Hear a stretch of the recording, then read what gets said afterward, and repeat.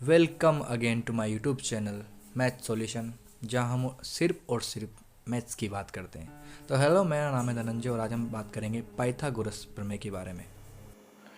तो देखिए, यहाँ पर जो सारी कहानी वो होती है पाइथागोरस प्रमेय की। वो होती है 90 डिग्री के एंगल के ऊपर। और देखिए क्या क्या होते हैं इसमें यूज। तो सबसे पहले होता है बेस, परपेंडिकुलर और हाइपोटेनियस। तो देखते हैं कि क्या होती है पाइथागोरस प्रमेय की थ्योरम। तो चलिए इसको लिखते हैं। सबसे पहले इसमें होता है हमारे पास हाइपोटेनियस का स्क्वायर।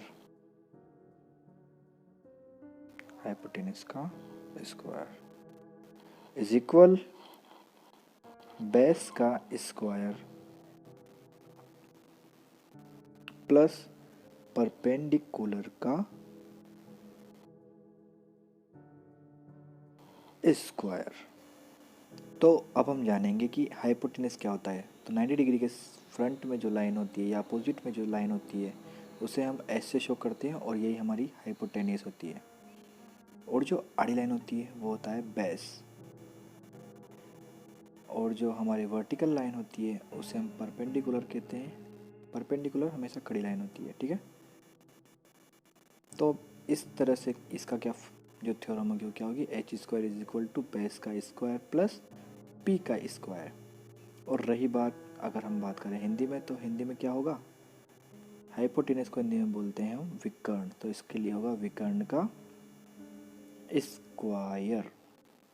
और बेस को बोलते हैं आधार, तो आधार का स्क्वायर प्लस परपेंडिकुलर को बोलते हैं हम लंब, तो होगा लंब का स्क्वायर, ठीक है। तो चलिए अब हम दोबारा जान लेते हैं कि किसको हम बोलेंगे हाइपोटेनियस, किसको बोलेंगे बेस, और क्या होगा हमारा परपेंडिकुलर, ठीक है। क्योंकि ये जानना हमारे लिए ज़रूरी होगा कि किस चीज़ को हम क्या बोलेंगे, वरना हमारे जो क्वेश्चंस होंगे उनमें गलती होने की चांसेस रहेंगे।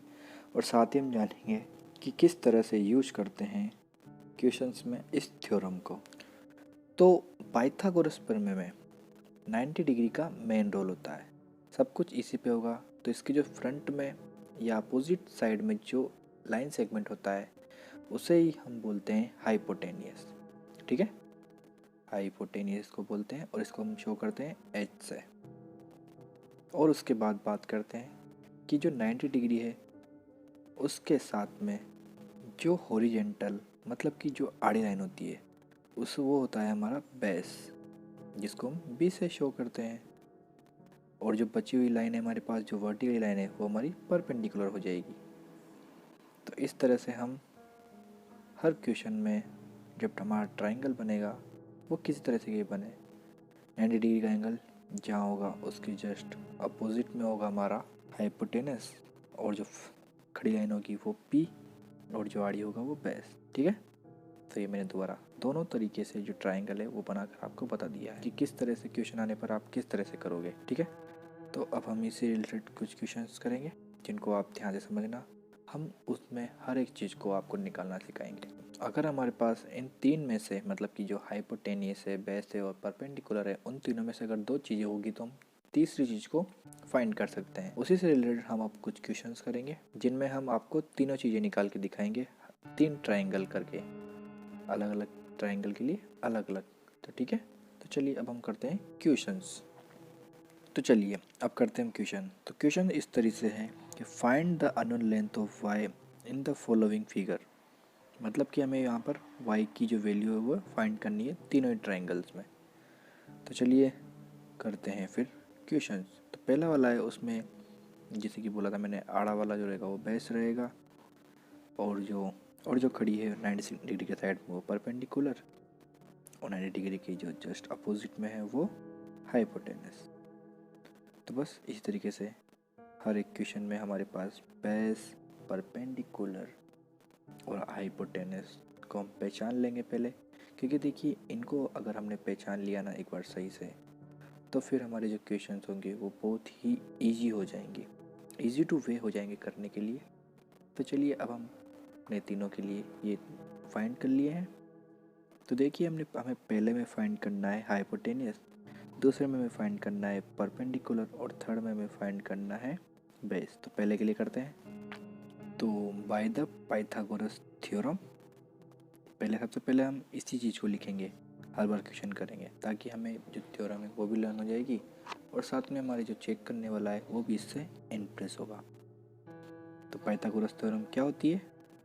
H square is equal to B square plus P square. आपको हमेशा पूरा मीनिंग नहीं लिखना होगा, आप अगर इसको भी लिख देंगे तब भी आपका चलेगा। तो ये फर्स्ट वाला इसके लिए करता हूँ मैं अब।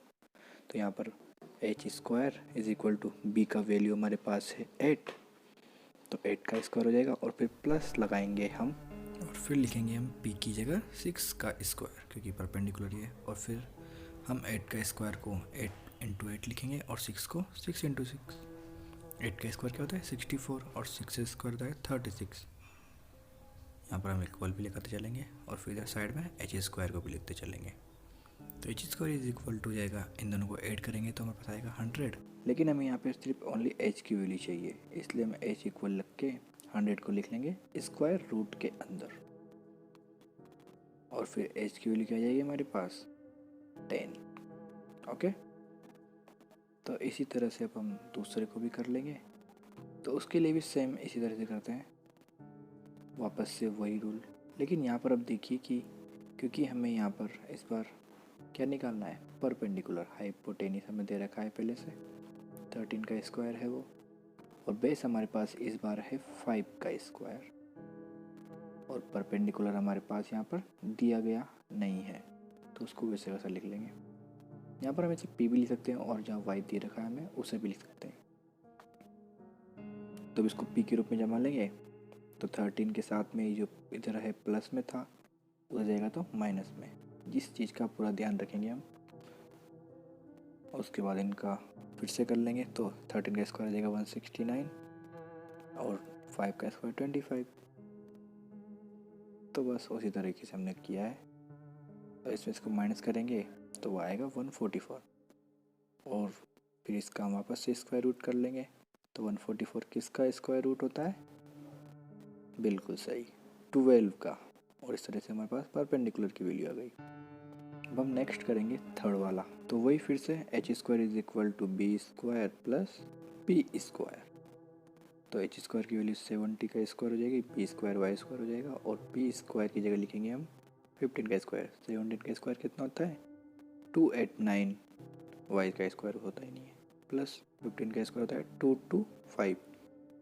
तो वाई स्क्वायर के रूप में जमा लेंगे, तो 289 के माइनस में जाएगा 225, और फिर वाई की वैल्यू के लिए हम इन दोनों को माइनस कर लेंगे, तो कितना आएगा हमारे पास? 64, और फिर से स्क्वायर रूट करेंगे तो 64 को इसमें लिख लेंगे, और फिर जो वाई की वैल्यू आएगी वो कितनी जाएगी? 8। ओके, तो इस तरीके से हमने तीनों के लिए हाइपोटेनस भी निकाल लिया है, एक के लिए हमने परपेंडिकुलर निकाल लिया है, और एक के लिए हमने बेस निकाल लिया है। तो चलिए, वीडियो अगर पसंद आई हो तो इसे लाइक कीजिए, अपनी प्रॉब्लम को कमेंट में कीजिए, और please subscribe math solution. Thanks for watching, मिलते हैं नेक्स्ट वीडियो के साथ।